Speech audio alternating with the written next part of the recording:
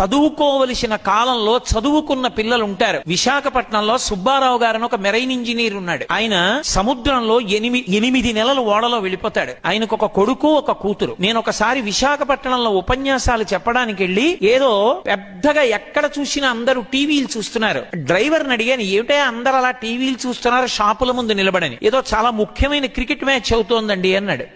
నేను వాళ్ళ ఇంట్లో బస చేశాను. నేను ఆ ఇంటికి వచ్చి ఆ అబ్బాయిని పిలిచాను. ఏమయ్యా, పిల్లవాడివి కదా, నీకు తెలుస్తుంది, ఎవరెవరు ఆడుతున్నారయా క్రికెట్ అని అడిగాను. అతను అన్నాడు, నాకు తెలియదండి అన్నాడు. ఎందుకు తెలియదు అని అడిగాను. నేను చూడనండి టీవీ అన్నాడు. ఎందుకు చూడవు అని అడిగాను. అంటే పూర్వం చూసేవాడినండి, మా నాన్నగారు సముద్రంలో 8 నెలల పాటు కష్టపడి ప్రయాణం చేస్తారు. మా నాన్నగారు వెళ్ళినప్పుడు కాయగూరలు, పళ్ళు అన్నీ కూడా పెద్ద బాక్స్లో పెట్టి పెడతాయి షిప్లో. అకస్మాత్తుగా షిప్లో ఎవరైనా చచ్చిపోతే అదే బాక్స్లో మళ్ళీ పడుకోబెడతారు. ఆ శవంతో పాటే ఉన్న కూరల్ని కడిగి వండుతారు. మా నాన్నగారు మా కోసమని ఆ కూరలు తింటారు. కావలసినట్టు వండి పెట్టేవాడు ఉండడండి. మా నాన్నగారికి కడుపులో తిప్పితే వైద్యుడు ఉండడు. సముద్రంలో నీళ్లే తీసుకుని ఆ ఉప్పు నీళ్లు తాగుతారు. తాగితే కడుపులో తిప్పి వాంతులు అవుతాయి. అలాగే కడుపు శుభ్రం చేసుకుంటారు. ఇంటికి దూరంగా ఎప్పుడో శాటిలైట్ ఫోన్ దొరికితే ఓడలో వెడుతూ సముద్ర మధ్యంలోంచి మాట్లాడుతుంటారు. మా నాన్నగారు ఇంత త్యాగం చేసి డబ్బు సంపాదిస్తున్నది మా కోసం. అటువంటి మా నాన్నగారు నన్ను ఒకటి అడిగారు, ఒరే నువ్వు ఐఐటిలో చదువుతుండగా నాకు చూడాలనుందరా అని అడిగారు. అంత కష్టపడిన మా నాన్నగారు సంతోషించేటట్టు నేను ఐఐటిలో సీట్ రావాలని, ఆ సీట్ వచ్చే వరకు టీవీ చూడనని శపథం చేశానండి, అందుకు టీవీ చూడనన్నాడు. నేను 2 సంవత్సరాలు ఇంటర్మీడియట్ అయిపోయిన తర్వాత కనుక్కున్నా నా అబ్బాయికి ఏమైంది అని. వాడికి ఐఐటిలో సీట్ రాలేదు, ఆర్ఈసి ట్రిచీలో సీట్ వచ్చింది. ఆర్ఈసి ట్రిచీ అంటే సామాన్యమైంది కాదు. ఆ కుర్రవాడు నా దగ్గరికి వచ్చి నమస్కారం పెట్టాడు. నేను అడిగాను, ఏమయ్యా నీకు ఐఐటిలో సీట్ రాలేదు కదా, ఆర్ఈసీలో వచ్చింది కదా, తృప్తేనా అని అడిగాను. వాడు ఏం మాట్లాడలేదు, అలాగే నించున్నాడు.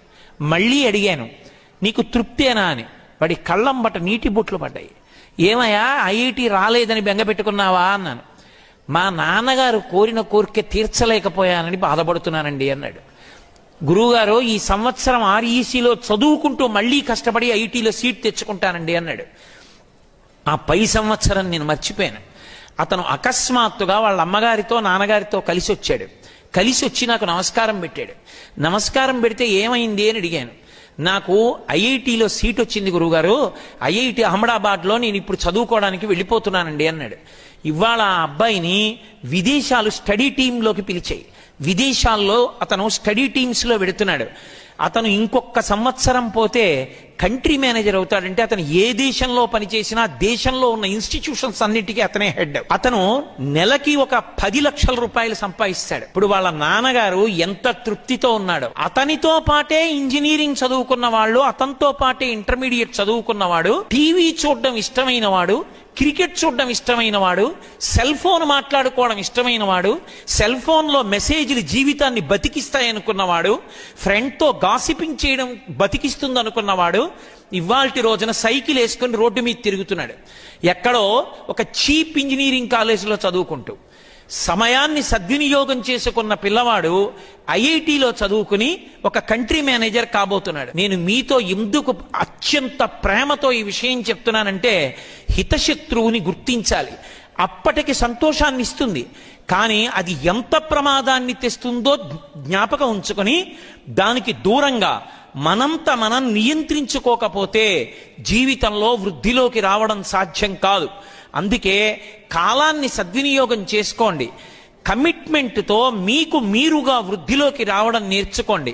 మీ చదువుతో పాటుగా సంస్కారము అన్న మాటకి పెద్దపీట వేసి ప్రాధాన్యత ఇవ్వండి.